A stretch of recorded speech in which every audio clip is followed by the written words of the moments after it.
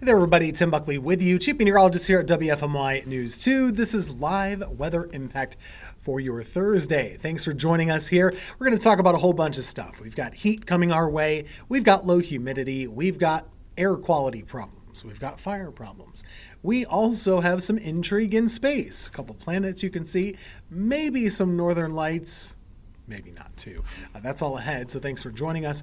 We'll talk all about that over the next half an hour. Right now, looking live over Greensboro.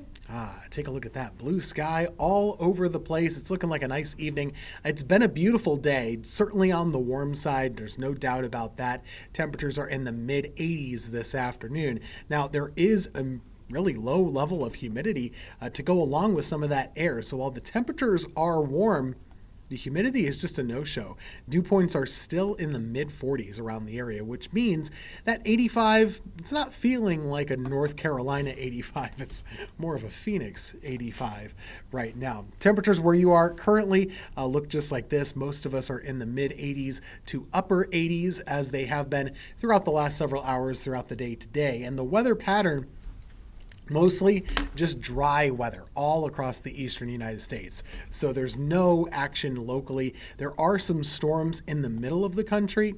This would be the area that would be watched for some strong or severe weather later on today. But overall, we're pretty much dry all up and down the eastern seaboard. Low pressure offshore. We talked about that with the Outer Banks home crashing into the ocean yesterday. Here, though, we're in good shape. Sunshine, nothing bad going on. And overnight tonight, temperatures will cool off pretty slowly. So over the next several hours, we'll have low temperatures that do get down into the 60s. But overall, it's pretty nice. It's just a pretty nice evening. Very comfortable to be outside. How long does it last, though? That's the big question, because going into tomorrow, we are going to see the heat returning. Temperatures should be able to get back into the low 90s for highs going into tomorrow.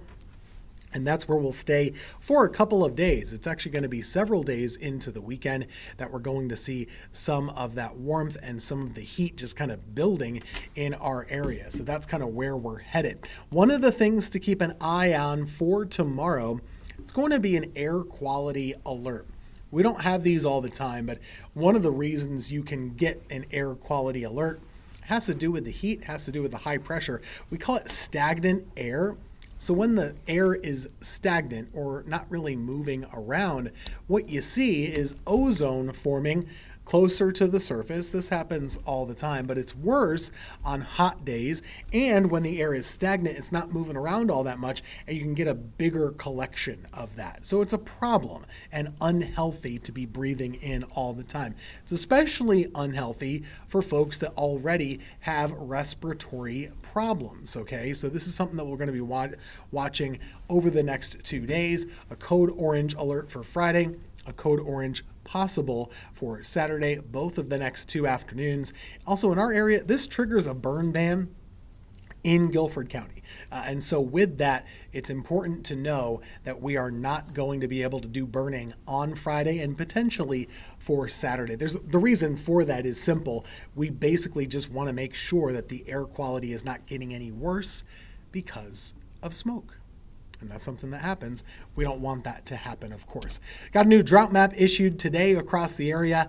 Not much change, not locally for us. There were improvements in other parts of the Carolinas, but here, pretty much still the same. We've still got a level 3 extreme drought in our part of the Carolinas. However, in South Carolina, in Western North Carolina, there have been substantial improvements. They've gotten more rainfall than we have. So it makes sense, stands to reason that our drought will continue to be pretty bad for a while. The fire risk is still high to extreme over the next several days. So that's kind of where we're headed toward the end of the week and into the weekend. Problems are still with us. So be mindful of the burning, be mindful of the fire risk and the drought as you hopefully enjoy otherwise a pretty nice weekend. Obviously it's June and summer and hot out here, which we could expect. There's no avoiding that. But you can choose a time of day that'll be a little bit more comfortable for you. Maybe some lake activities, pool activities, those kind of things. We're going to be seeing hot weather more often. It's June. This is making sense, right?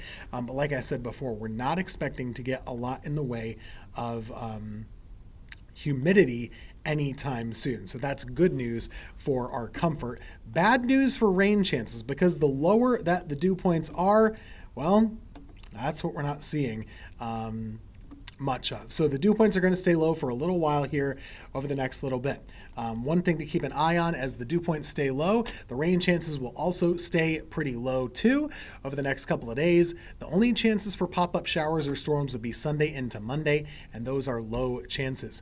Later on tonight, there's a slim chance of an aurora popping up. We call those the northern lights. Again, a small chance of that happening later on this evening. A better chance for that would be farther off to the north in the northern states like New England and into New England as well. So those are some things that we'll be keeping an eye on.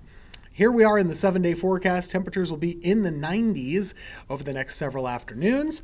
Pop-up storms, low chance of that going into Sunday and Monday. A bit of a cool down early next Tuesday, and then a warm up again Wednesday and Thursday. I'm going to leave you with the 7-day forecast here as we continue on with Weather Impact. We'll be back in just a couple of minutes, joined by Brad Panovich in Charlotte.